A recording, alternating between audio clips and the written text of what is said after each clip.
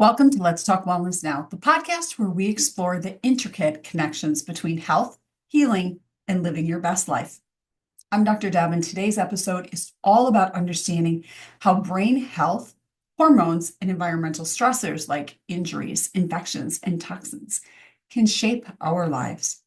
We'll delve into how the brain functions, how trauma and stress can disrupt these processes, and most importantly, what you can do to heal and thrive. We'll also touch on the challenges facing our military personnel, including the impact of repeated gunfire and toxic exposures, and how these stressors can lead to lasting neurological and hormonal imbalances. Plus, I'll share why my favorite hormone, pregnenolone, plays such a vital role in brain function. So grab a cup of tea, settle in, let's get started. The brain is this really magnificent organ. It's a symphony of regions that work together to enable thought, movement, memory, and emotion. Now let's break it down segment by segment to appreciate its complexities and understand how injuries or hormonal imbalances can disrupt its delicate harmony. The frontal lobe is the brain's executive hub, responsible for decision-making, planning, problem-solving, and emotional regulation. It's also crucial for motor control and speech. Damage here can lead to impulsivity, poor concentration, and personality changes. For example, veterans exposed to blast injuries, repeated blast fire, often report difficulties in focus or emotional outbursts due to disruptions in this area.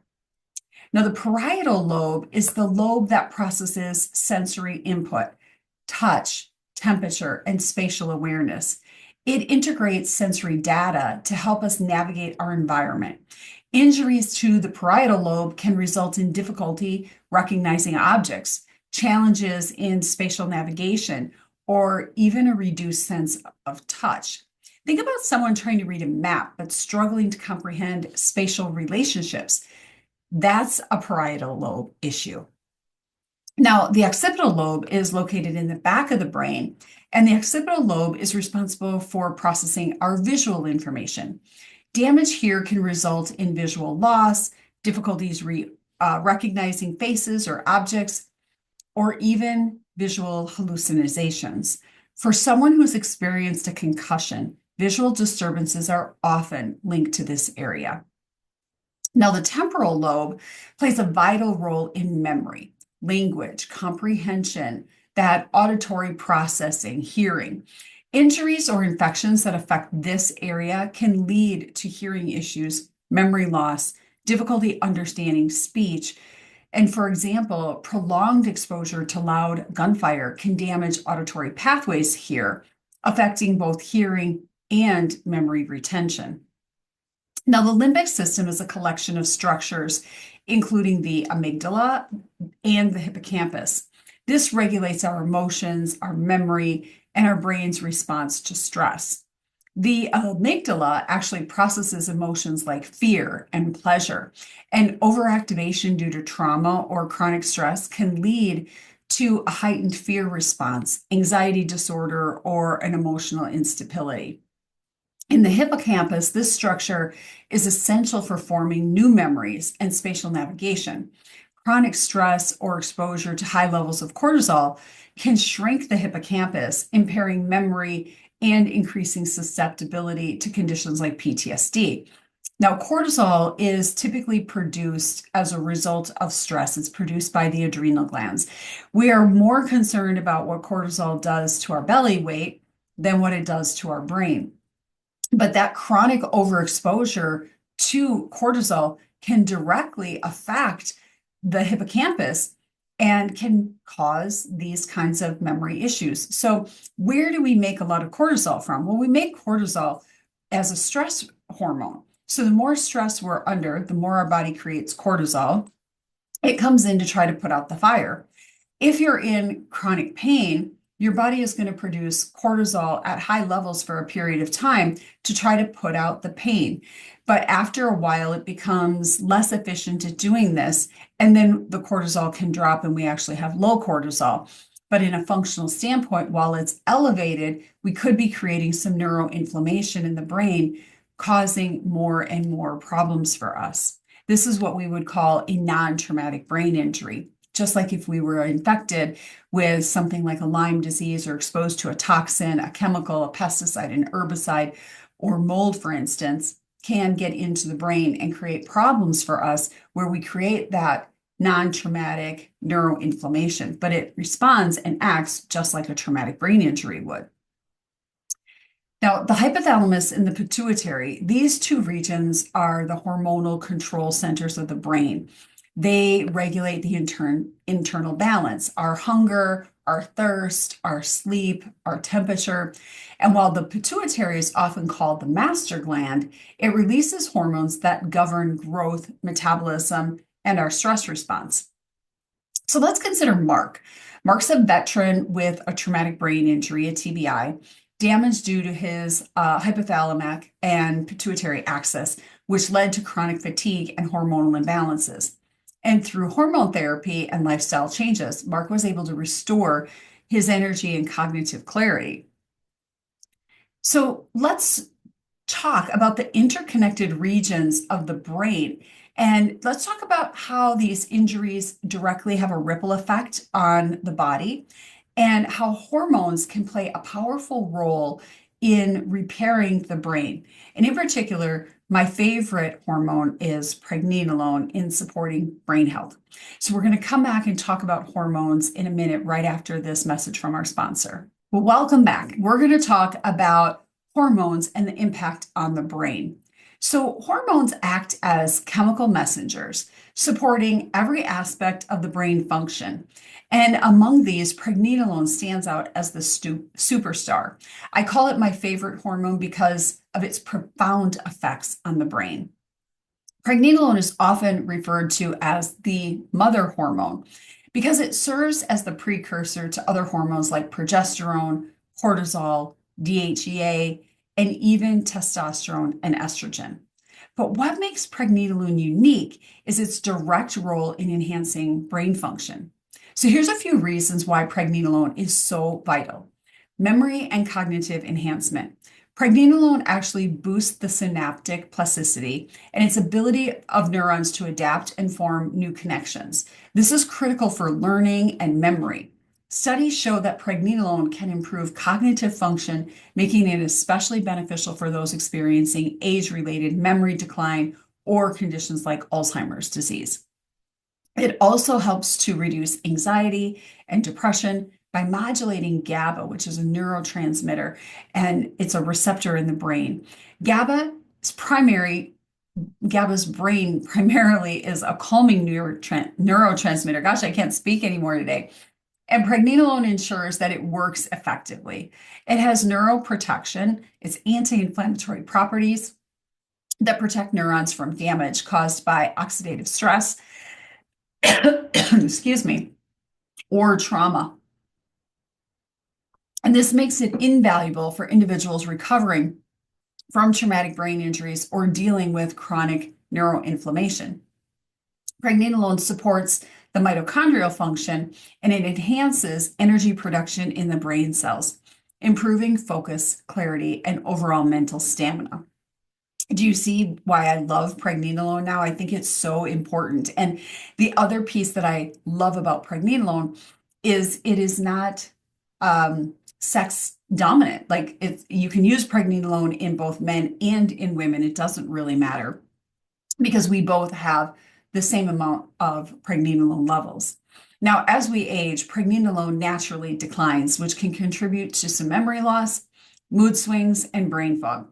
Restoring pregnenolone through supplementation or hormone therapy can provide incredible benefits for brain and overall health and well-being. And you can actually measure pregnenolone by blood testing. It's a free hormone, so it can be, it's not bound to proteins, and you can see an accurate level via blood.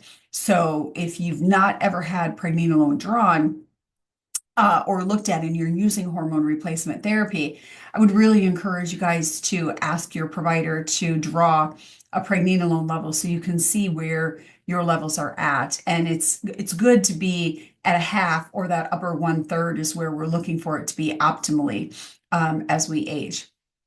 So the next hormone that's super important to brain is estrogen. Estrogen is very neuroprotective. It reduces inflammation and it enhances learning and memory. Now, oftentimes women will get diagnosed with MS or other neurological conditions when they transition into menopause. And it's thought that part of that reasoning is the lack of estrogen and that decline that happens. And they might have had some symptoms earlier, but it's the loss of estrogen that makes those symptoms much more noticeable so that they can talk to their provider about it and find out what's going on. And when those symptoms enhance as the estrogen falls, that makes it more aware to us. So women will start losing estrogen about age 45. It won't be until they reach their early 50s that they'll have complete decline on average.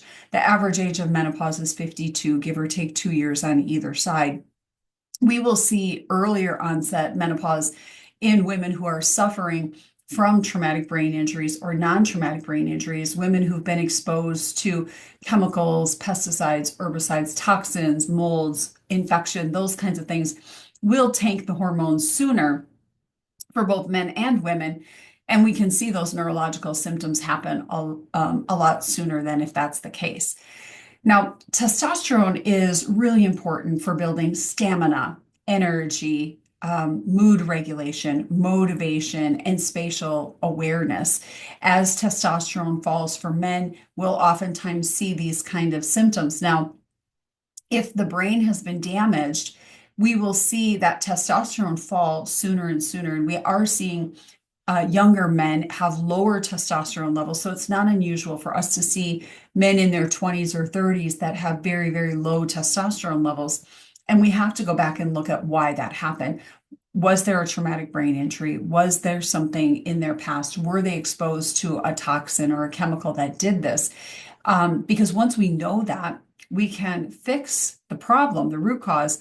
And oftentimes the hormone levels will come up on their own once we do that. They may need support for a little while, but they may not need support forever. Now, another one of my favorite hormones is growth hormone, and growth hormone is vital for brain repair and neurogenesis. And as we age, unfortunately, we lose growth hormone. It peaks around age 25, gradually falls from there. So growth hormone is lost very early on in our lifespan and really necessary for keeping us to have strong brain health and function. So let's talk about nutrients. And are they the actual building blocks for brain health? Well, I would say yes. And here's some key nutrients that can help enhance cognitive function and protect against degeneration for you. Choline is one of the most important supplements we can use. It produces acetylcholine, so we're typically looking at phosphatidylcholine as a supplement. It's a neurotransmitter responsible for memory and learning. And foods like eggs, liver, and soy are rich in choline, making them vital for supporting cognitive function and reducing the risk of neurodegenerative diseases like dementia and Alzheimer's disease. CoQ10 is a powerful antioxidant which supports mitochondrial function, which is crucial for energy production in brain cells. And CoQ10 protects neurons from oxidative damage, promoting better focus, energy, and memory. Now, our B vitamins like B6, B12, and folate play a critical role in brain health by reducing homocysteine levels, a marker linked to cognitive decline and neuroinflammation. And more recently to the scene, we're seeing a supplement called plasmalogens. Plasmalogens are specialized lipids found in cell membranes, particularly in the brain, and they protect neurons, reduce neuroinflammation, and support neurotransmitter function. And people who have low levels of plasmalogens are linked to neurodegenerative conditions like Alzheimer's and Parkinson's. And by incorporating foods rich in omega-3 fatty acids like salmon, flaxseed, and walnuts, you can support plasmalogen levels. Supplements are also available for those with significant deficiencies. My friend, Dr. Diane Goodenow, has created a plasmalogen supplement that is working to help halt Alzheimer's disease, halt ALS symptoms, and repair the brain and actually reverse aging when these plasmalogens are taken in an oral fashion. It's really exciting to see that we're starting to see some change and some development on the brain health world. Now, chronic inflammation is a major contributor to cognitive decline, and an anti-inflammatory diet is really important to help mitigate and support long-term brain health. So, try brain boosting dinners of things like grilled salmon, quinoa, salad with kale and walnuts, and for dessert, maybe some fresh berries with some chia seeds. This is really good, and there are a lot of great examples out there about what an anti-inflammatory diet is.